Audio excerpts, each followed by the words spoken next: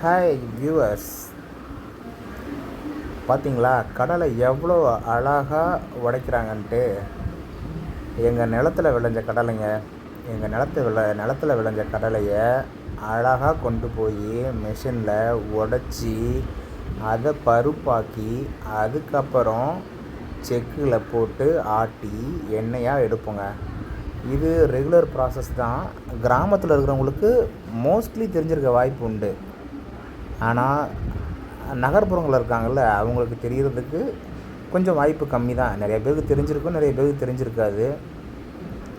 மேலே போட்ட கடலையை அழகாக உடச்சி ஒவ்வொரு பார்ட்டாக திருப்பி கொடுத்துருவோம். பார்த்தீங்களா, நல்ல கடலை தனியாக, சின்ன சின்ன கடலை தனியாக. அதுக்கப்புறம் எடை போட்டுட்டு ஆட்டுற இடத்துக்கு எடுத்துகிட்டு போயிடுவோங்க.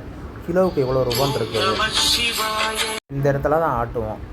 ஆட்டிட்டு இங்கே பாருங்கள் எவ்வளோ அழகாக ஆட்டுறாங்க தெரியுங்களா. இதில் 15 கிலோ வரைக்கும் இந்த செக்கில் போடலாம். இந்த செக்கில் போடும்போது சப்போஸ் நம்ம எள்ளு ஆட்டோம்னா அதுக்கு ஈக்குவலாக பனை வெல்லம் போடுவாங்க. கடலைக்கு அதெல்லாம் போட தேவையில்லைங்க. கடலைக்கு போடும்போது நமக்கு எண்ணெய் உபரி நல்லா அதிகமாக வரும். ஆனால் நம்ம கடலை நல்லா காஞ்சிருக்கணும் இதில், சரிங்களா. கடலை காஞ்சிருந்ததுனா தான் நமக்கு எண்ணெய் நல்ல அதிகமாக வரும். இல்லைன்னு வச்சுக்கோங்களேன், ரொம்ப கம்மியாக தான் எண்ணெய் நமக்கு வரும். இவங்க ஆட்டும்போது பார்த்திங்கன்னா இதில் கொஞ்சம் தண்ணி கூட தெளிப்பாங்க. ஏன்னா தண்ணி தெளித்தா தான் அந்த செக்கில் மாட்டாமல் அழகாக பிரியும் எண்ணெயெலாம். எவ்வளோ அழகாக ஆட்டிகிட்டு இருக்காங்க பாருங்கள். இப்போ தான் ஃபஸ்ட்டு செக்கு போட்டாங்க. ஃபஸ்ட்டு செக்கில் எவ்வளோ அழகாக எண்ணெய் ஆட்டிகிட்ருக்கு பார்த்தீங்களா.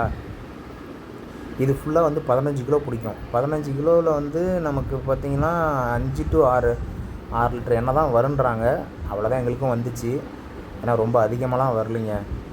அதுக்கப்புறம் பார்த்திங்கன்னா புண்ணாக்கு, எங்கள் மாட்டுக்கு புண்ணாக்கு தேவை. அதனால் நாங்கள் புண்ணாக்கு எடுத்துக்கிட்டோம். ஒரு சிலர் புண்ணாக்கு அப்படியே விட்டுட்டு வந்துடுவாங்க. அந்த புண்ணாக்கு விட்டுட்டு வந்தால் அதுக்கு காசு கழிச்சிக்குவாங்க. பாருங்கள், செக்கு ஆட்டினது 5 லிட்டர் கேனு. அதில் எங்கள் அம்மா ஊற்றிட்டுருக்காங்க. அவ்வளோதாங்க. இதுதான். நாங்கள் வெளியே கடலை எண்ணெய்லாம் வாங்க மாட்டோங்க. எங்களுக்கு தேவையான கடலை எண்ணெயை எங்கள் தோட்டத்திலேருந்து எடுத்து நாங்களே ஆட்டிப்போம். ஓகேங்களா. நீங்களும் உங்கள் தோட்டத்தில் வச்சுருந்து போட்டிருந்தீங்கன்னா லைக் பண்ணுங்கள், சப்ஸ்கிரைப் பண்ணுங்கள், கமெண்ட் பண்ணுங்கள். தேங்க்யூ.